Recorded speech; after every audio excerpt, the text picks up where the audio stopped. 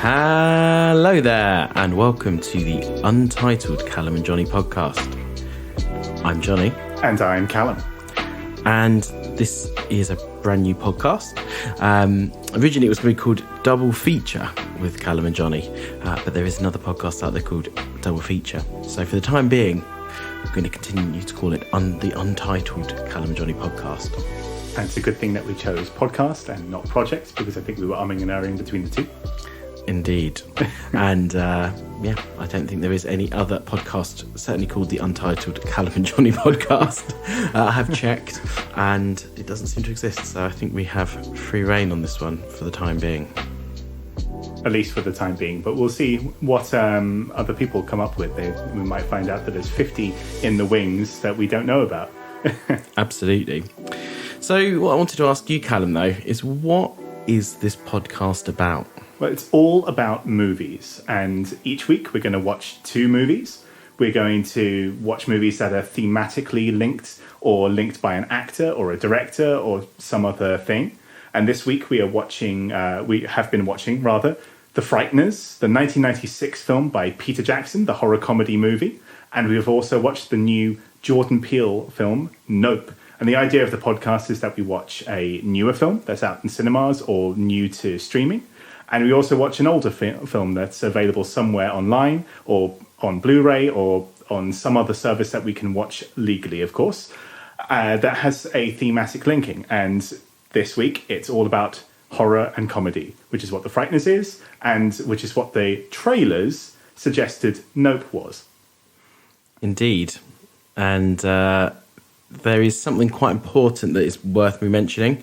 With these 2 movies, one movie we will talk about in great detail, and that is the old movie. You're kind of expected to have seen a movie that came out in 1996, I want to say 96? Yes, 96. Yeah, 96 by now.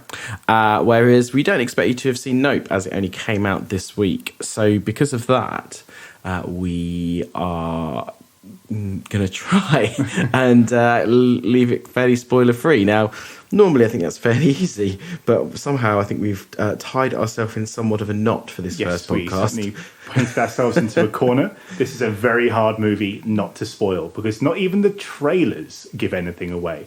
It's the least spoilery trailers that you can imagine. And usually I'd say it's fair game. If it's in the trailers, we can talk about what's in the trailers. But the trailer gives away nothing, and basically everything in the film is kind of a spoiler. So it's going to be hard work. So we're going to have to very much be quite wide with our review / conversation on that. So it might be a little bit lopsided this week. But something else that we are going to come to first, though, is every week we plan to just have a couple of little news stories each, something that has piqued both of our interest. And we've got a couple of bits of news for you. So I think I'll get us started off this week, Callum, with a bit of news to see if you have heard this first off. So the first bit of news is Tom Cruise and Christopher McQuarrie, like the quarry that they will be throwing a train into in the new Mission Impossible. Nice link. Yeah. They want to make a movie musical together after they finish up with Mission Impossible. So I think I'm right in saying that they are doing 2 Mission Impossibles back to back. Yes. And when they finish filming these 2 Mission Impossibles, evidently they want to make a movie musical before. I find this quite an interesting one on multiple levels. One, the Chris McQuarrie Mission Impossibles are some of my favourite action movies of all time. I absolutely am obsessed by them and love them. And I think it was the last one, the one with Armie Hammer and the reloading guns. Not Armie Hammer. You're thinking about Superman. I am thinking about Superman, Henry Cavill. Shame Get those 2 mixed up. So with the old reloading guns, which was it was quite an interesting scene. It was a hoot. It was a hoot. Absolutely love that movie. Love the couple before. I think that he really gets Tom Cruise. But to the best of my knowledge, he's never made a musical before.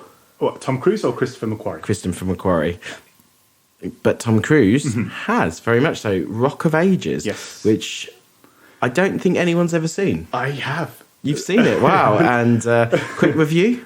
Well, because I like to call myself a trash panda of film, I will watch anything. He really will. I understand that there's good films and there's bad films, and it's not that I convince myself that bad films are good, but I will give a chance to pretty much everything. And it's not good, but it's a jukebox movie musical of kind of 80s hair metal. Like the goofiest hair metal, like Styx and Quiet Riot and Whitesnake and Poison. And it's got some fun moments. It's got some fun performances, notably Tom Cruise, who knows exactly the kind of film he's making. But it's a bit of a drag. It's a teenage love story, and the two teen leads are boring. But, there's some fun to be had there. A couple of nice songs. Also, one of the last ever movies that Hollywood ever let Russell Brand be in. So, you're forgetting about Death on the Nile.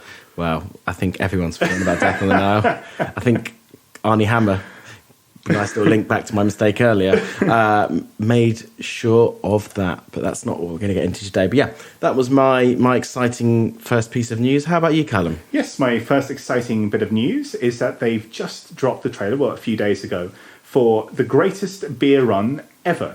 And now I know that you, Johnny, were particularly interested in this one because I know that you've travelled a lot to Southeast Asia. The film is set in Vietnam. I can't remember where the film was filmed. It's filmed in Thailand, actually, because it was a big thing in Thai Twitter. Yes, I follow Thai Twitter. I lived in Thailand, for those that don't know. And he, while Russell Crowe was over there filming it, he was filming millions and millions and millions of bits and pieces and putting them all on like Twitter selfies and fun selfies bits. and fun bits, and talking about how beautiful it was. And it was just after kind of the COVID restrictions started to reduce, and I think the Thai government were pretty happy with his job of promoting tourism in Thailand, and were retweeting stuff. And yeah, it was quite of a nice, good news story. And I'd never heard of this story before, actually, of the greatest beer run. And then I saw a video for it. I think it's Blue Ribbon Beer, I think was the beer. A Pabst Blue Ribbon. Yeah. That's quite a famous brand. It's like a trash beer, but a cheap one. It's awful. Yeah. I've had it. And anyway, that was that they did a 20-minute video talking about it, having not seen the film. So I'm quite excited for this. And I knew you would be. And that's why I brought it up as my first piece of news, because the trailer has just dropped. It's starring, I didn't realise it was starring Zac Efron and that Russell Crowe is a supporting role. But Zac Efron is the guy, he's this American guy. For some reason, he's not fighting in Vietnam in the late 60s, but a lot of his friends are. And Bill Murray, the bartender, jokes to him, so why is nobody bringing beer over to these guys? And Zac Efron says, well, I'll do it. And then that's exactly what he does. And the movie is directed by Peter Farrelly. And he went from doing comedy to then very serious films like Green Book and all those kinds of things.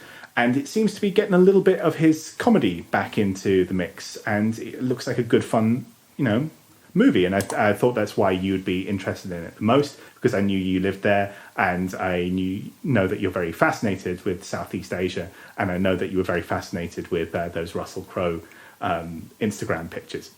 Well, very interesting indeed. I actually haven't seen the trailer yet, so when we finish filming this podcast, I will possibly jump on and do that. But yeah, that's definitely something I'm quite interested in. And being a Farrelly, I suppose it's not brothers, but just one of the Farrellys movie, it could go either way. Perfect. Some other, I'm going to sound like an obsessive, but some other Mission Impossible news. The variable Nick Offerman has joined the cast. Oh my. Very exciting. Hooray.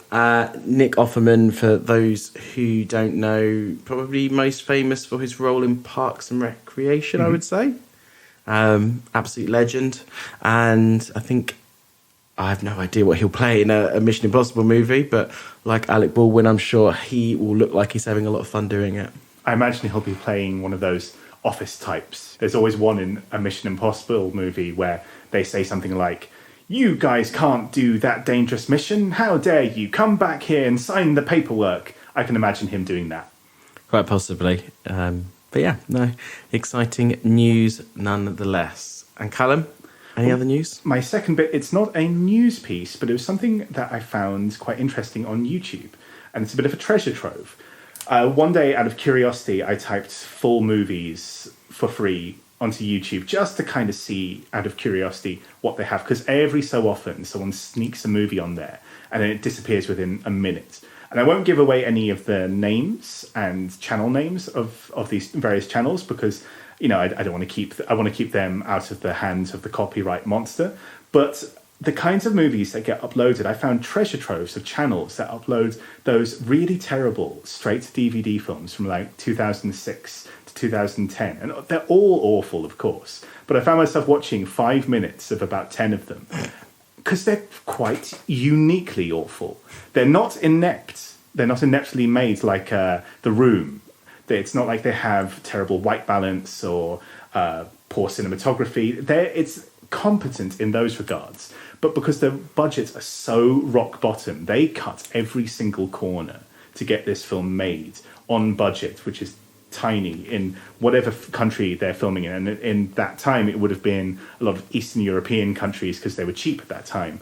And they're all awful, but they're very uniquely awful. They're all tinted so blue. It's unnatural, but it becomes quite fascinating. I wouldn't recommend watching a full one of any of these, but watch 5 minutes of a bunch of these and you'll find yourself going, good Lord, these are uniquely terrible. And that's something they just don't do anymore. This sounds like the kind of stuff that the Sci-Fi Channel likes to play about 3 a.m. Absolutely. Yeah, YouTube's actually quite an interesting one for that. It's the same thing if you think of an old, like, made-for-TV movie from 1993 that you really want to watch and you can't find it on any streamer. And I feel like some people just whack it on YouTube and hope that no one ever notices. And often maybe it's so far below the radar that they don't. It seems like they don't. I mean, one of the channels I went on had hundreds of these movies on. So someone's not noticing or just not caring, which I think is more likely. Maybe it is they've written them off or something. Obviously, that's something that's been in the news quite a lot recently. I don't know if you've seen this, but where Discovery and Universal, is it, or Warner? Universal, Warner, Time Warner, maybe. All of them, whatever. Where 2 of the big players have joined together recently. They have written down about £900 million worth of TV and animation and movies that were either part complete or complete and even have been out in some cases. So it's quite a lot of animation. I think Infinity Train, which was a Cartoon Network show, is one thing that it's been out. The series is completed. It's been on streamers for a couple of years, but they obviously don't think it's going to make them any more money, and they don't want to have to pay residuals on it, so they have written it off. Good Lord. But even probably bigger news from that is the talk that they have Batgirl, the movie. Yes, I heard about that. It's somewhat... it was in post-production, so... It was complete, as far as I understand, or at least nearly complete. And it was going to get put on HBO Max or something similar, and they've just completely dumped it, written it off, and fired everyone. $90 million budget. And this is part of this big... this big... What's the word I'm looking for? Write down that they've done, and it's a really strange situation. There's things that people have lasted for, have spent years and years creating, and they've decided that they could get a bigger tax write-off by just ditching it all than keeping it going. Which I think on multiple levels is strange, because I think obviously content is king at the minute, and actually I saw a great thing the other day that was saying that Netflix has, on average, about a quarter of what a blockbuster used to have had in terms of TV and movies on it. So when used to go and spend ages in a big blockbuster searching through movies, they'd have about 4 times as many movies to choose from than Netflix has. Yes. And obviously I think people do care about having a lot of depth in content and just scrolling through stuff and finding something random. I think that, people love it, or something they saw as a kid, and I think writing a lot of this stuff down, especially with the kind of people that are willing to maybe have 4 streaming services that they pay for, myself included, and things, that those kind of people are the people that want that depth in the catalogues. And I think it's a real shame that what sounds like quite a short-sighted decision by a new person. Sounds like a terrible decision. HBO Max was the one that in America people prided themselves on thinking this is the second best streaming service. Often would be the thing, like Netflix is the granddaddy, although that's starting to slip in terms of what people like, but it's the granddaddy, and after that it's HBO Max, and there's no competition. There's nothing, there's nothing even comes close to this. Well, this could implode that completely. Absolutely. And when you've got someone like Disney who just won't seem to... I thought when they took over Fox and there was various uncompleted X-Men projects that were meant to be streaming piles of turd and turned out to be, and these projects that no one cared about, and the wheels were clearly flying off the wagon. You mean you weren't excited to see New Mutants? I was not. Not from the production cycle, from what I'd heard anyway. And they seem to have stuck with it. So I think it will give content creators pause. Obviously, someone like HBO and Cartoon Network have always attracted, really great content creators. I hate this word content, but it is what it is. But it's always must. Yeah, exactly.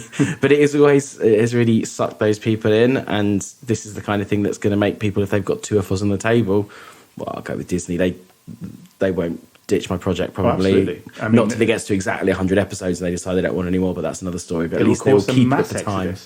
People will be escaping as fast as they can to go to anyone else that won't treat them this well, this poorly. And the other studios will probably make it a point of saying, well, come with us. We won't treat you like this. I think the only thing I would say, unfortunately, it does seem to be going with a few services that way. Obviously, Netflix, with their massive budget cuts, have cut particularly a lot of animation and things recently. It could be a bumpy road ahead for content creators who, in fairness, may have had it a little bit easy for the last few years, when everyone seems to be signing everything that they can because everyone was trying to grab everything. I think maybe there may be a slight reckoning coming in that regard, but still sad to see. A scary time. But with that, on to the main part of the podcast. Now, first, we've got a little word from somebody. Hey, cats and kittens, this is Tom Waits, and I say you gotta listen to this cool new film podcast, double feature, with Callum and Johnny, with the whores and the longshoremen. Give me another whiskey, I got a long podcast ahead of me. Thank you very much, Tom Waits. It's really nice to have on the first podcast this kind of support, and really glad to hear it. So, if anyone else out there wants to get in touch with us, it's always much appreciated. Okay, so let's begin, I believe, first with the new movie. On with the main events, I guess. Exactly that. So, Nope. Can you give us some kind of synopsis without ruining the movie? Well, let's see. This is going to be a bumpy road ahead, so forgive me if I sound like I'm reading something very carefully, because I do have the IMDb page up in front of me so that I get the names of people and what have you correctly. So Nope is a 2022 feature from Jordan Peele, the former actor, comedian, turned writer-director. It's his third film. It's his third genre film, although we'll get into more depth what that exactly means, because that term is stretched quite far in this film. And it stars Daniel Kaluuya and Keke Palmer as brother and sister. The brother has been working a lot of his life. He takes care of horses, and these are stunt horses for movies. These are movie horses. So several times in the film, they mentioned that these horses have starred in The Scorpion King, although they weren't used. They used camels instead. And Keke Palmer's a bit flightier. She's part of the business, but she's more of the upfront person. She's the one that kind of introduces it and everything that goes on. And one day, strange things start happening on this farm. Things start raining out of the sky, and small objects like keys and coins and people's wallets and things like that. No one knows what's happened, but they've been given some cock and bull excuse. And it does cause a accident, which I can't really talk about. Like I said, I feel like the accident may be in the trailer. It is the opening scene of the movie. But should we on the side of caution, listeners? What do you think? We're on the side of caution. We're on the side of caution, but it causes an accident which changes the events of this brother and sister. And for years, nothing else happens. No, it's not years, months. And for months, nothing else happens, for about 6 months. And then these things start happening again. And there's something weird in the sky. We don't know what it is because the trailers don't turn the camera around. All we see is Daniel Kaluuya, Keke Palmer, and several of the other characters staring up into the sky, saying things like, no, no, no, no, no, no, no, no, no, no, no, no, or as the title suggests, nope, which is where the title comes from. It's the reaction to this thing that's in the sky. Particularly from Daniel Kaluuya. Mm-hmm. He does a lot of a couple nope, of times. nope, nope, nope, nope, nope. Nope. Yeah, absolutely. I think that's a fairly good synopsis without giving too much away. So, thoughts? Well, I think out of the 3 films that Jordan Peele has made so far, so of course he made Get Out, which was made on quite a tiny budget. I believe that was 2015, although I am going to check that because I might end up correcting myself. Sorry, it was 2017. I was thinking that. I thought it was later. It was later than that. For some reason, I thought it was 2015, but 2017. And then later on, he made Us. Which was 2019? Yes, it was. It was in 2019. And those films were strictly, quite broadly, horror. They had moments of comedy here and there, but they were what you would call, they were proper genre films. And I think it surprised people at the time because of Jordan Peele's past. He was a comedian and an actor. He had done a sketch show. For those who don't know, from the show Key and Peele. Mm-hmm. He was on Key and Peele, and he appeared in various other things, in small roles, cameos, comedy things. So people assumed that when he turned to direction and it was announced it was a horror film, I think people assumed it would be a horror comedy. And they were quite stripped down. People have often compared them to things like The Twilight Zone because they're very high concepts. They have a big idea, and it's a big idea that you can sell in like one line.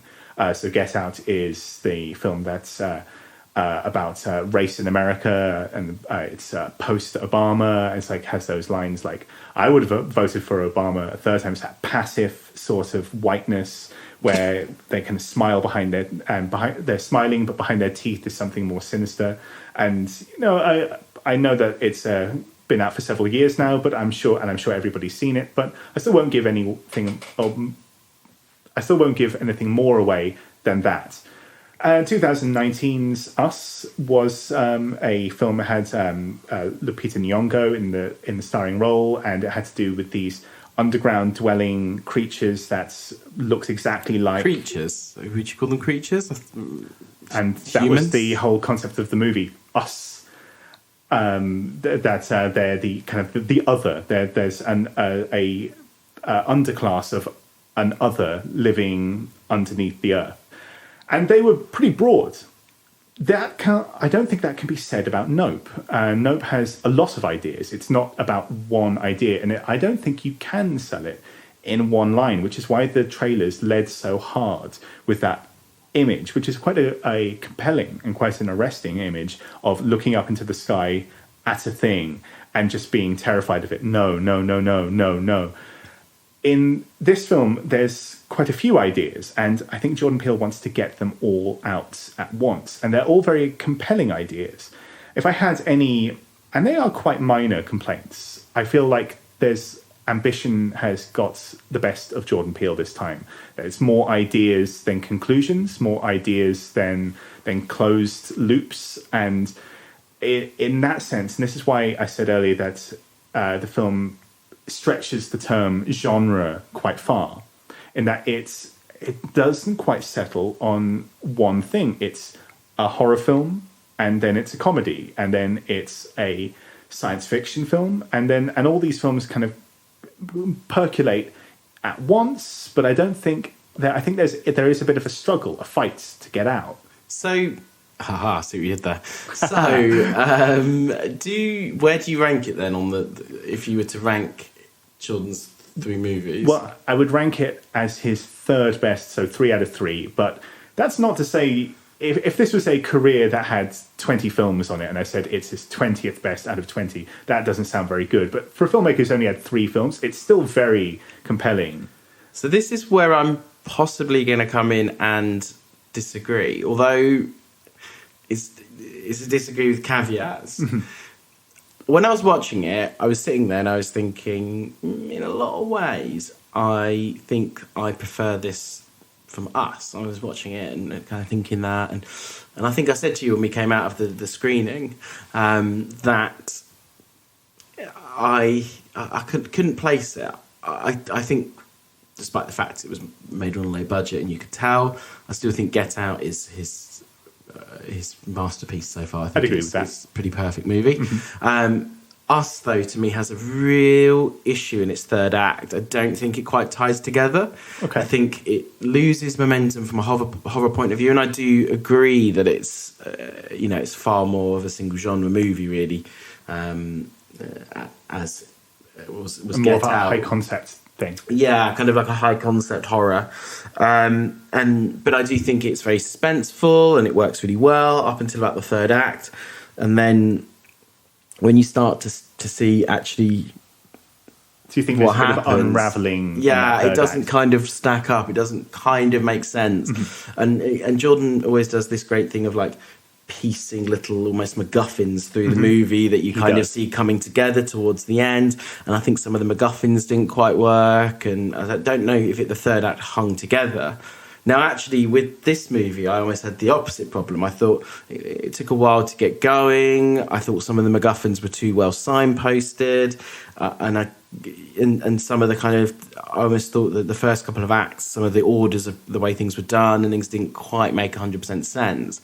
But actually, I think he nailed the third act. I think it's possibly the best third act of any of the three movies. It was certainly a very action-packed sort of sky-punching third act with lots of nail-chewing and nail-biting suspense. And I think that's it. And maybe this is a flaw in me, but I actually think the third act is the in a lot of ways the most. Obviously, the first act from setting up characters and things like that is quite important, but from nailing the third act, it's kind of it's nice to leave the cinema and think, wow, that was actually really amazing. And I kind of think it did that better. So in my head, I actually probably put Us and Nope equal, because I think that they both have quite big flaws, but they both are still great movies. They're still great fun. But I actually think the thing that makes me think, well, maybe I put Nope ahead is I think it was more ambitious, and I always respect ambitious failure over a safe. Not that I think Us was particularly safe, but a safe kind of. There is a lot to admire simpleness. from a movie that has more ideas than conclusions, and even if it doesn't hit all of its goals, the fact that it's swinging so hard is admirable. I will agree there, and actually a lot of my favourite films are films that most other people would conclude that it's bloody awful, that is, but where I go, it's a big failure, though. It's a big failure. And I agree with you there. That's one of the most compelling things about Nope is, it doesn't all hang together. And just so I can, just to add a caveat of my own, it's my third favourite out of three, so it's not a huge filmography, so I still enjoyed it a lot. And I enjoyed all of its genre vignettes. I just found that it had a hard time connecting, the connective tissue between the vignettes didn't quite hang together for me, but I did enjoy its ambition. I did enjoy that it had big ideas and it wasn't just built on a single high concept as his previous two films were. Although I think that if I just for my own sake, I preferred that for his previous two films, he had a high concept, he nailed the high concept. And with this film, he had ambitions and many concepts, and he landed about 75% of them, and it's the 25% that's going to keep me niggling forever and ever and ever. I actually think for me, he nailed the two most important ones at the end. I think he nailed something that's in some ways quite an obvious genre from the trailers and things, but maybe a more surprising genre. I want to be trying to be a bit cagey about it. We do have to be a bit cagey with this film. But I think he nailed that, and I also really think he nailed the action set piece at the end, which is not something he's done before.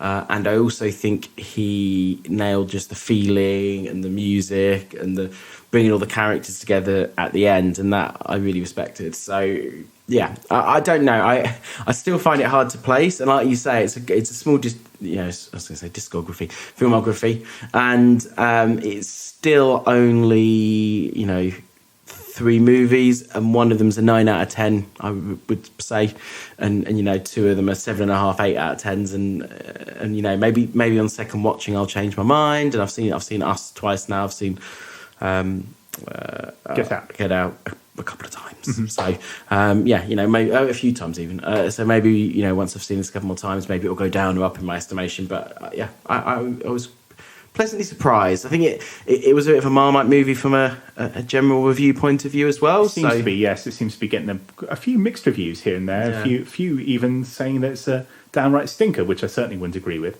Absolutely not. Yeah, I think it's still very impressive that he's had 3 movies. He seems to go up with budget and ambition in each one, and managed to, if not nail it, give it a good old try. Can we talk a little bit about how movies are sold, and especially genre films? Because as we kind of cagily stepped around in our discussion of this film, the film isn't one genre. It's not necessarily hard horror or hard comedy or comedy horror or sci-fi. It does juggle several genres at one time, with mostly successful. But the trailers kind of sell it as a horror film, which is not without precedence. He is known as a horror director. He also co-wrote Candyman, the Candyman reboot that came out last year, I believe it was, or it may have been 2020. It may be me mixing up my years again, but a fairly recent Candyman reboot. So Jordan Peele's name is synonymous with horror. So it's understandable in a way that they would market this film as a straight horror film. The kind of no kind of gives you an eerie sense of dread. But it is quite frustrating from a genre fan such as myself, and I just, dear listeners, to lay something on the table, I'm more of a horror genre fan than Johnny is. Absolutely is. Yeah, it's not my favourite genre. I have nothing against it, but it's not something that I fantasize and fetish where I do about.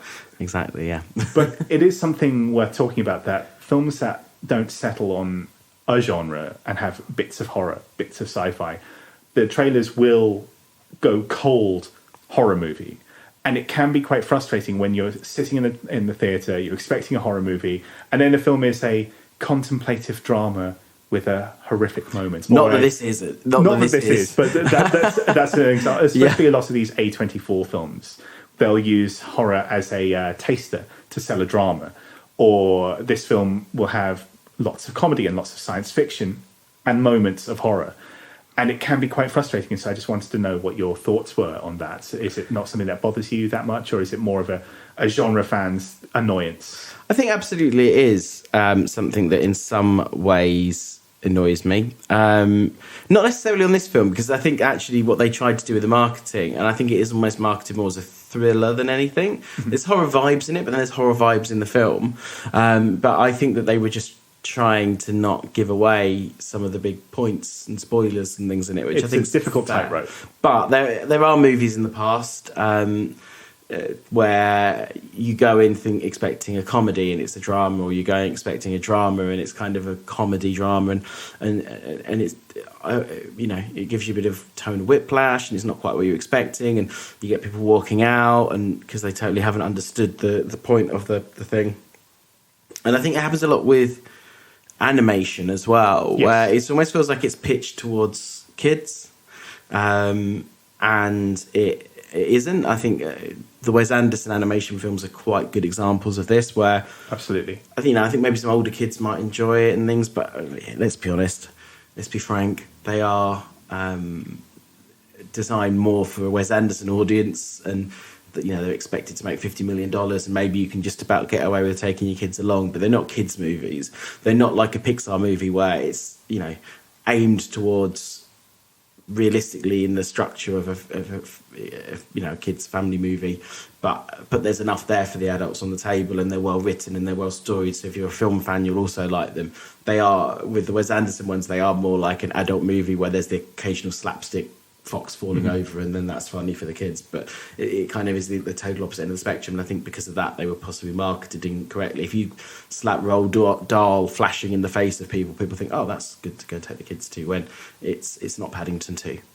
That's something that also plagues anime quite a lot.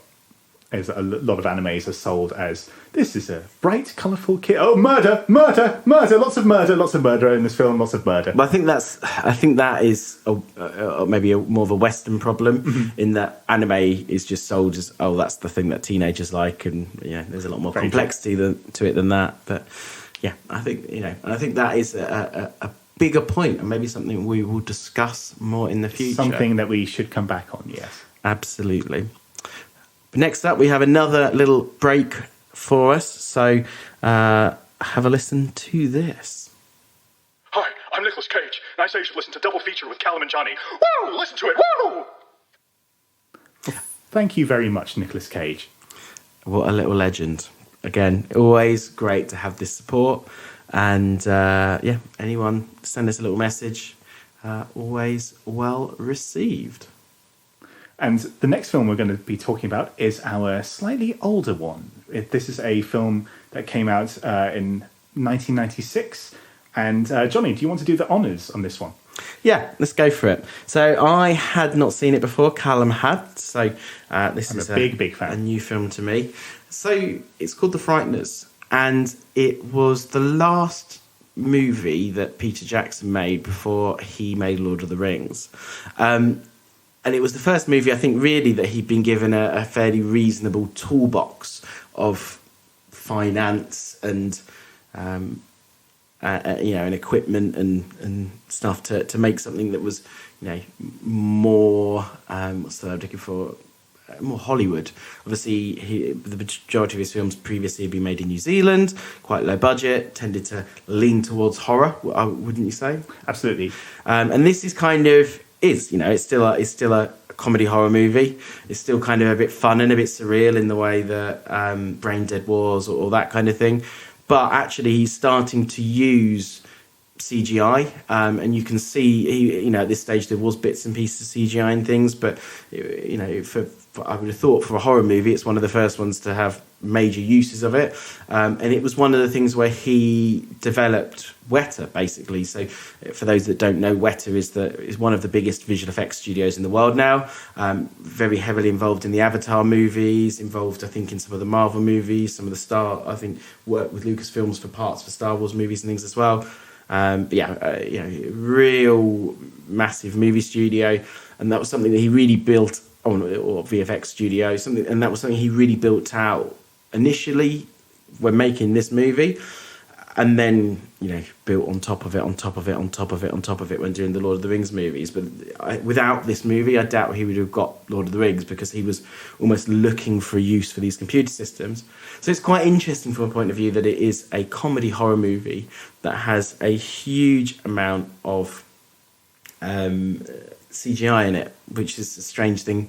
Even now, I would say you might get little bits and pieces to tidy stuff up, but I wouldn't say CGI is a massive thing in horror movies. Yeah, I would certainly agree with that. We tend to like our prosthetics and our special effects makeup a lot more than the CGI. So, plot-wise, stars Michael J. Fox, and again, one of the last major Hollywood roles he had before, unfortunately, becoming quite sick with Parkinson's. Obviously, he does still show up to this day in things, which is always a treat. But yeah, it was one of the last movies where he had a leading role. And he is someone who is able to speak to ghosts. And his job, if we would call it that, is that he basically gets a couple of ghosts he's friends with to go into people's houses, haunt them, and they pay him to come and exorcise the house. And that's his how he funds his life, shall we say. But obviously, with all these things, there's something nefarious going on in town. And who are you going to call? Michael J. Fox. Anyway,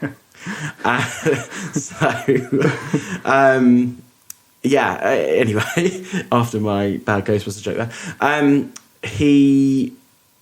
there is something going on in town, and people are having they're just dying of heart attacks, but they're not kind of normal heart attacks. The coroner's at a loss of what's going on, and no one really knows what's happening. But maybe with a little bit of, is it telekinesis? Is that what you call it? Or is that where you levitate things? Yes, that is the levitation. So what would you call it? Telekinetica? No, I think that's the same thing. Whatever it's called. With a little bit of that, with a little bit of gung-ho, try hard, spit and Kleenex attitude, Michael J. Fox might be able to solve this mystery. Oh, thank you. That was a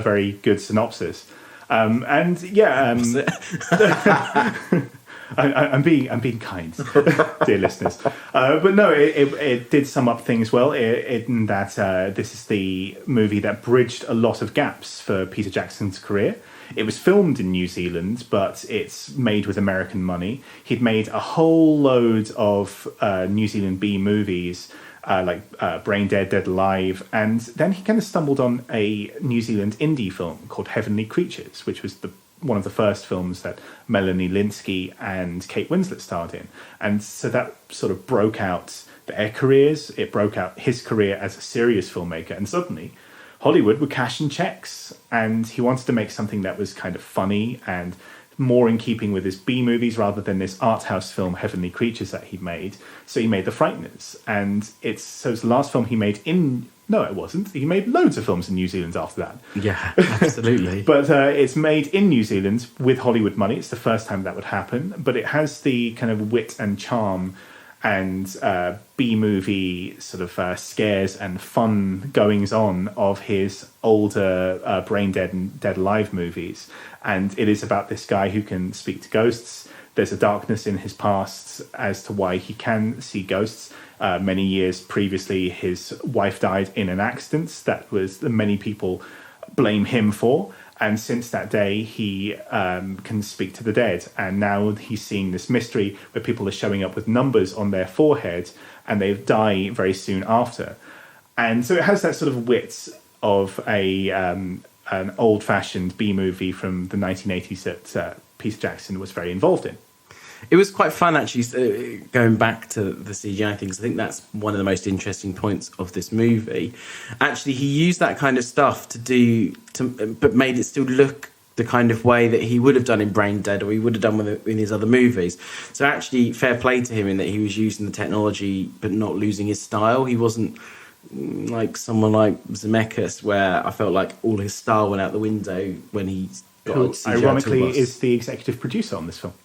Interesting fact there, yeah. But yeah, I think he lost a lot of his charm when he went digital, and actually Peter Jackson seemed to retain it very well.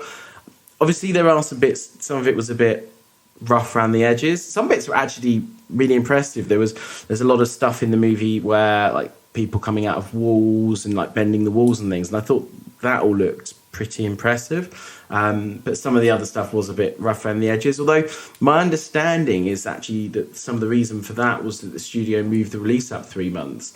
And knowing what I know about movies and CGI timelines and production lines and things, that must have been hugely traumatic for everyone involved, I would have thought. I could imagine if you did that to a Marvel movie, that most of the characters would be walking around in green leotards with like floating tennis balls going past them. So, it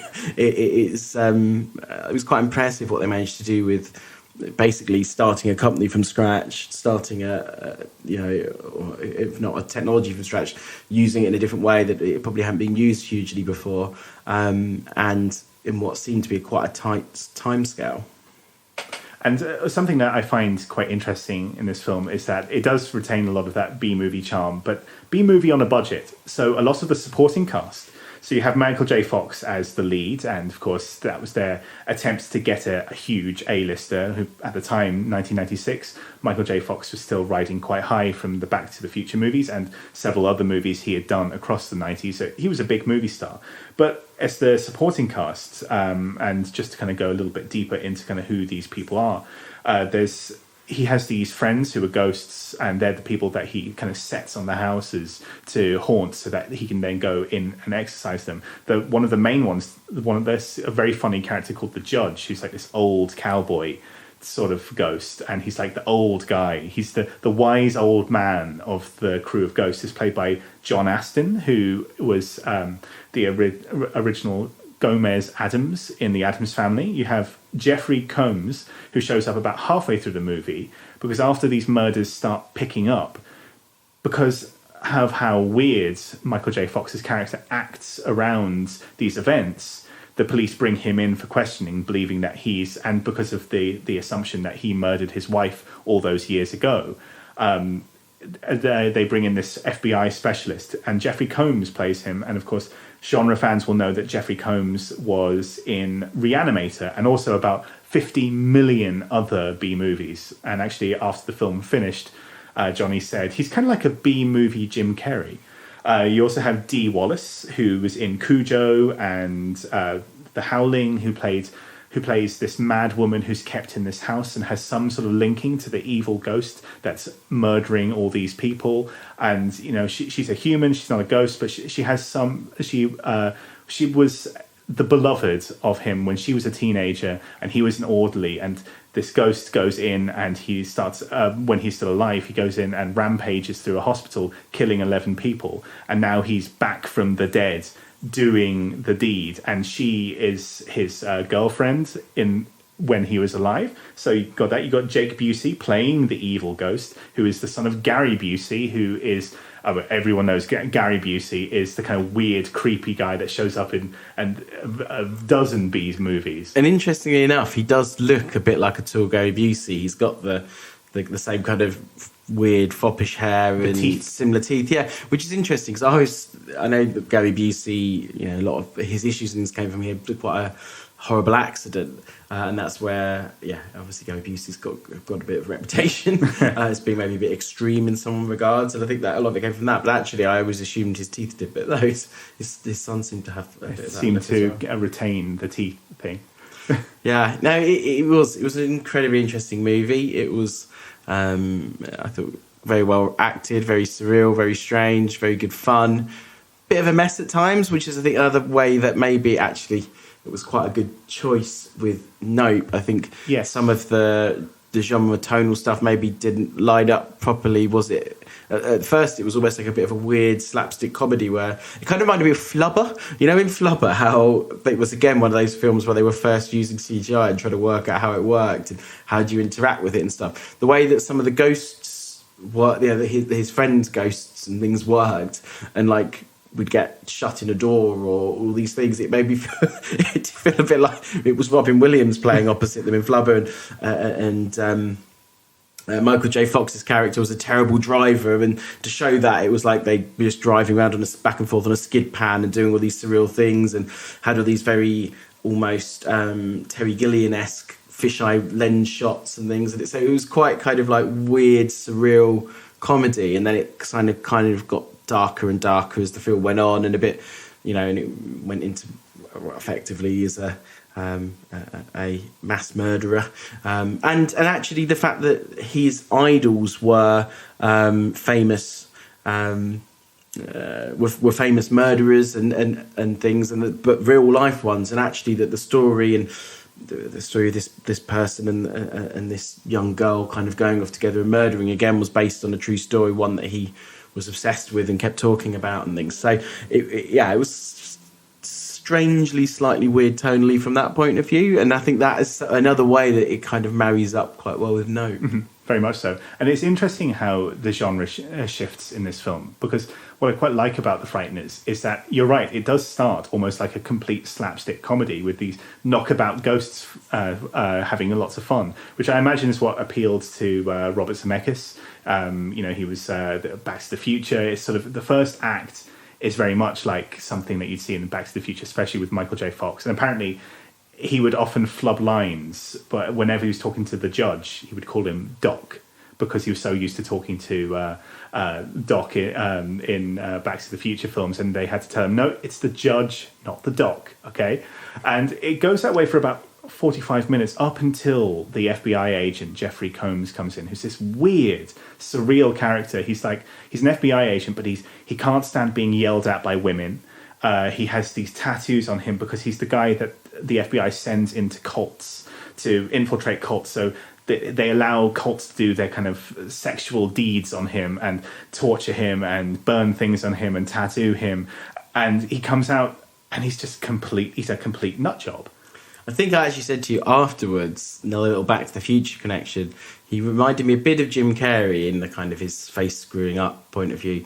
but he actually reminded me slightly more of Crispin Glover. Crispin Glover, exactly. He had the same kind of weird hair and kind of vibe as Crispin Glover. And actually, if anyone has seen American Gods, it was very kind of like, felt like it was channeling American Gods, Crispin Glover, which admittedly came 20 years after. So if anything, it would be the way around. But on one hand, the Crispin Glover kind of relationship, but there was also felt like it was a bit of a Christopher Lloyd, yes, Lloyd, that's his name, feel about it as well. So yeah, it did have even like a weird smoking badly driven car and stuff. There was quite a lot of Back to the Future in there. It did have that vibe, and maybe it's just because Marty McFly's in it for a start, and you know about Zemeckis, and maybe you're kind of drawing these conclusions together. But I can't help not think that there was maybe some little sprinklings of crossover in there somewhere. Oh, absolutely. I also felt there was a lot of Tim Burton in there, because it's around the same time. 96 would have been during his peak. It had Danny Elfman doing the score, and it's very much a spiky Danny Elfman score. It's actually one of my favourite things about it, which Yes. I can go hot and cold with Danny Elfman. I find him a bit OTT sometimes, but I think it really worked for this because the whole film was a bit OTT. I think for the genre, it sort of seemed to appeal. So it has all that sort of hot topic goth sort of thing going on for it. You know, it's kind of funny, kind of funny, kind of scary. But the interesting thing, I think, is the tonal balance. I know, Johnny, earlier you said that you felt that the tonal balance was a little bit off in places.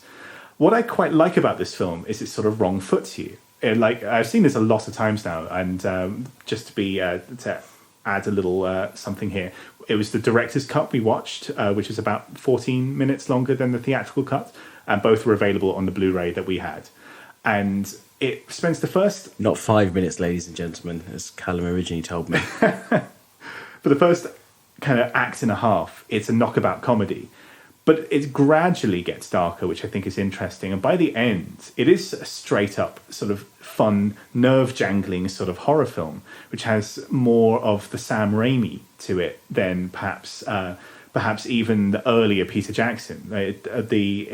Early Peter Jackson is far more gross and pussy. It has kind of boils exploding and things oozing, whereas Watermelon heads exploding. Yes, yeah, a lot of watermelon heads filled with red paint, where this had that kind of feel of not necessarily Evil Dead, but more things like Drag Me to Hell or some of the slightly later Sam Raimi, where you add a little bit more drama to the horror. It definitely felt quite Drag Me to Hell-y. I think, again, a bit more tonally Whiplash than Drag Me to Hell, but I think that was one of the films when I said going into it and before I'd seen it that I wondered if it was going to remind me of, and I definitely see sprinklings of that.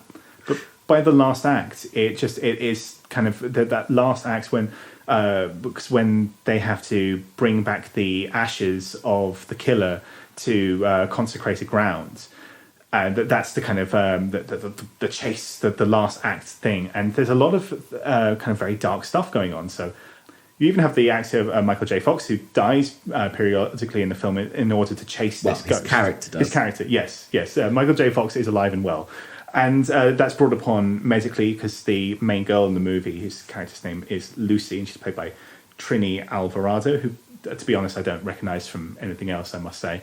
And she brings it upon medically because she's a doctor. And, from that point on, and, there's a lot of action there, and he kind of comes back alive, and then they have to chase this ghost to consecrated ground. It becomes just a straight up horror movie. And I sort of appreciated about this film that when it commits to either whether or not it works completely, when it commits to comedy, it's a comedy. When it commits to horror, it's a horror, and it goes in hard. This is where, I suppose it's where you draw the line because of things like Texas Chainsaw Massacre. But in my head, I always think it starts when there's a kind of a chase scene in an old abandoned hospital at the end.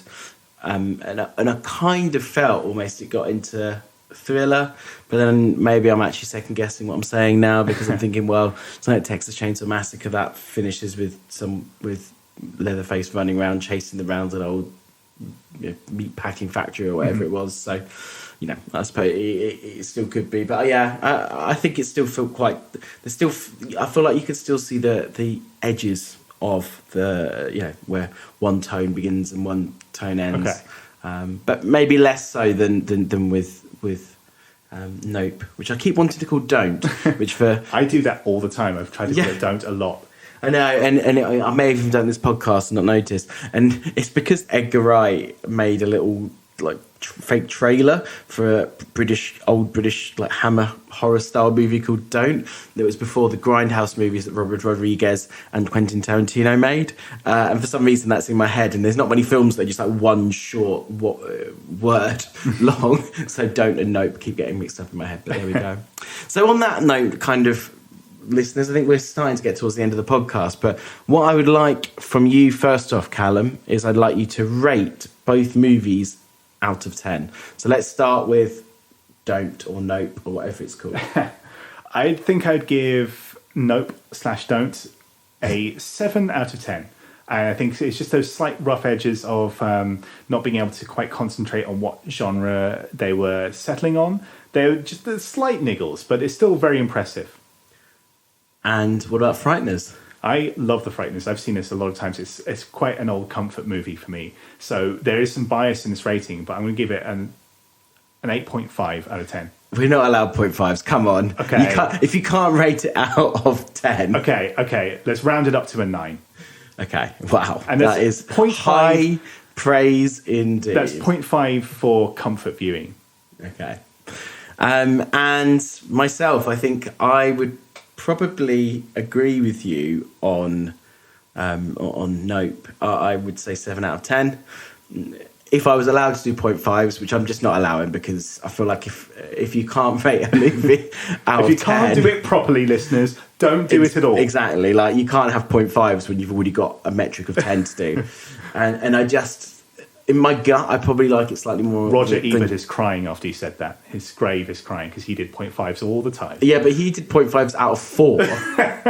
So that's still only out of 8. See, that's fine. You're allowed to do that. If we were scoring these movies out of 5... Who's making up these rules? Me, 100% me. If I was doing a movie out of 5, I would 100% allow 0.5s. 3.5 is a very reasonable number to make a movie out of. But if you are rating a movie out of 10, that is the maximum amount of cutting down.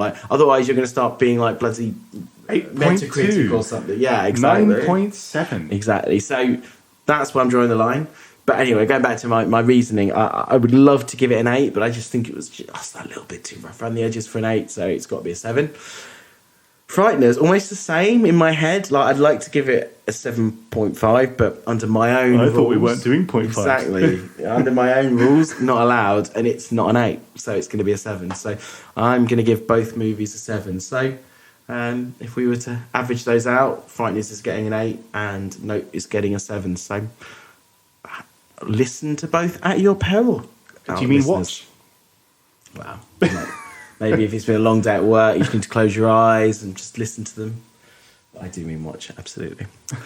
And on that bombshell, not to sound like Jeremy Clarkson, actually, no, I don't want to do that. So, yeah, maybe listen, watch, however you like to do it, at your peril. But I think on that note, it is time to end the podcast, listeners. So goodbye from me. And goodbye from me. And that sounds like the two Ronnies. Bye! Bye!